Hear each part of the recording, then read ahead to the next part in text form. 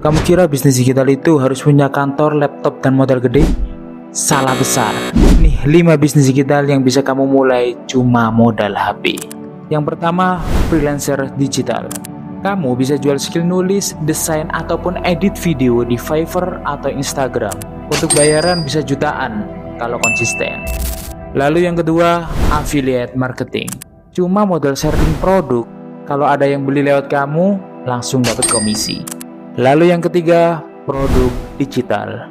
Bikin e-book, template, ataupun kelas mini. Bikinnya satu kali, cuannya berkali-kali. Lalu yang keempat, dropship. Kamu tinggal promosiin produk orang lain. Gak usah mikir urusan pengiriman, karena itu tugas supplier. Dan yang terakhir, content creator. Cukup ngomong depan kamera kayak gini. Dan kalau bisa konsisten, bisa dapat tawaran brand. Kamu gak butuh nunggu modal besar buat mulai. Pegang HP kamu, tulis satu bisnis, langsung mulai.